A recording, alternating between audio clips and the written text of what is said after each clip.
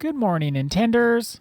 Good morning. Welcome and welcome back to Morning Intentions. Today is Thursday, August 13th. Annette, thank you for joining me today. Thank you for joining me, Ada. I love it when you say that every morning. And I always want to say, and thank you, but I don't want to interrupt you. So thank you for joining me. Today I paused and gave you the opportunity. It is always fun to join with you when we make this podcast because we agree on the topic. We say, this is what we're going to talk about today, but we don't share all that much. I don't say, here's what I'm going to say, and you don't say, here's what I'm going to say.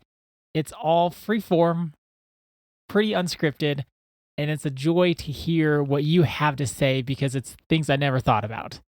I feel the same way about you. And I like that it's unscripted because it's not like we're sitting here teaching a textbook or something. We're trying to just share what we've learned, what might be challenging us, what we're excited about. And today I'm really excited about helping people and even myself. I'm clear about this, but I often don't think about this as much as I maybe would like to. So I'm glad that we're going to introduce this self-understanding concept that isn't talked about a lot. And that self-understanding concept is called fragmentation. In the Enneagram, in Carl Jung's work, there is this idea that different parts of us can want very different things. And just as a reminder, Carl Jung didn't create the Enneagram. Those are two different sources that are kind of coming together and sharing the same thing. Yes. And that's what's so fun about the personal development world. There are many things that teach the same thing, but they came from people who didn't even talk to one another. The ideas were just floating out in the universe somewhere in the ether, and someone thought of it and they said, wow, this is a cool thing. Someone else, maybe entirely across the world, thought the same thing, and they have a totally different perspective. And this is one of those times where the Enneagram, Carl Jung, and of course others, but those are the main two sources that we're using this month, they both talk about this idea of being fragmented or fragmentation. And that's when different parts of us, they can want different things. There can be a part of us that wants to get close to others, that wants to have deep relationships and wonderful friendships. And then there can be another part of us that's completely scared of that happening. I wouldn't know how to be myself. I don't know how to show up authentically. Maybe people don't like me. And then we have a little split in ourselves. There's one part that can say, yeah, I want to be close to people. The other part says, no, that's way too scary. So which one is the real authentic answer? Which one is driving the car today? It could be one, it could be the other, or it could be both. And that's why it can be confusing. Now, I do want to clarify for everyone, fragmentation is also used in trauma psychology as well as the term dissociation. We're not coming at our discussion from that place, trauma psychology or dissociation. This is more broad. We're coming from the personal development Jungian sense of this phrase. So I want to make sure we're not going into that deep trauma psychology with our discussion in our podcast, although fragmentation is a part of that area. For us, this is about personal development, and we do have a working definition so that we're all on the same page here. And I'd like to share that. Fragmentation happens when different parts of ourselves are pulling us in different directions. Ada gave us a great example of this. And we haven't yet learned how to understand and how to bring those parts together. I'd like to share that one more time so we're all clear about what we're talking about. Fragmentation happens when different parts of ourselves are pulling us in different directions, and we haven't yet learned how to understand and bring those parts together. Ada talked about wanting a close relationship, but then, connection is scary. I want to give a few other examples. I'd like to give one before you share, simply because it came up on our episode yesterday. Even that feeling I have with being independent, there's part of me that wants to ask for help, and there's part of me that says I shouldn't. That's an Mm, example of being fragmented. that is. Another example would be I'm so tired. I need to just rest. And then you sit down and you start feeling guilty. Like, oh, I should be doing something else. I feel that sometimes. There's part of you that wants to rest, and there's part of you that feels guilty. That's the fragmentation that we're talking about.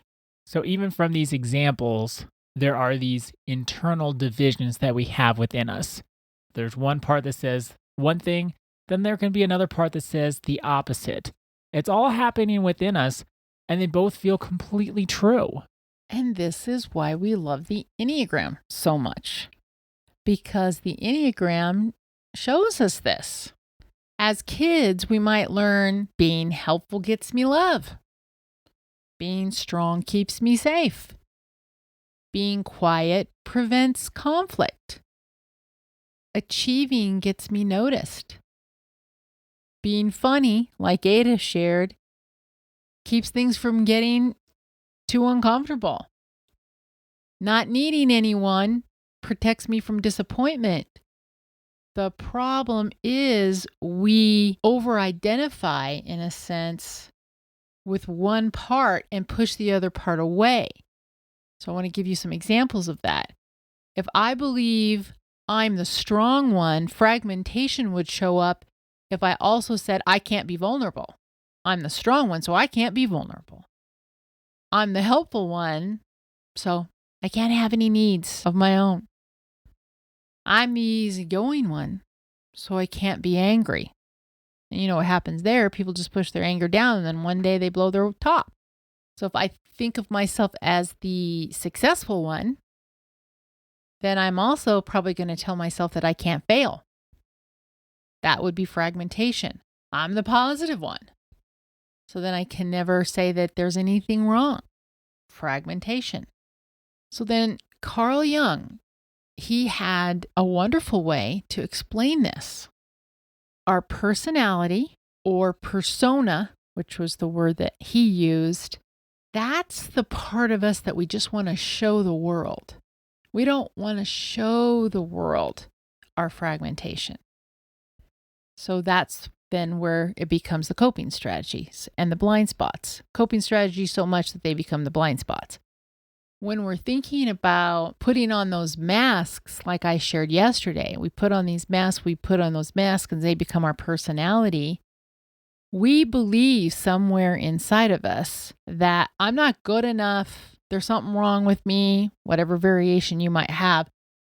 Who I am authentically isn't what I should be, quote unquote, should be. So then I'm going to put on this mask. I'm going to develop this persona. I'm going to have this personality because I think this is what everybody wants. And then it doesn't work out so well because we can't really do that for an extended period of time. That's how we develop what we call shadows. And Carl Jung called shadows. And that's why we like to, after our clients have worked through the Enneagram, and if they're willing to go deeper, we like to think about the different shadows that they may have. And the archetypes is what Carl Jung developed as a teaching tool. What happens is we wear the masks, we develop this personality, and it's not authentic, and we can't do it for an extended period of time. So then we start developing shadows. And shadows aren't the bad part of us, but they're the parts of us that we don't want to look at. And so we push them away. And then, of course, they become our shadows because we're not looking at them. And they start festering. And they don't always come out in the best way. The antidote is to do the work so that we can be authentic. For our intention today, let's have a reflection question that's focused on fragmentation. What parts of myself are pulling me in two different directions? What parts of me are pulling me in two different directions? Remember our example, there could be part of us that wants to be fiercely independent and do it all ourselves. And then there could also be a part of us that wants to ask for help and doesn't like being independent at all. that really wants connection. Thank you so much for joining us today. Our day is better because you are part of our day. See you tomorrow. See you then.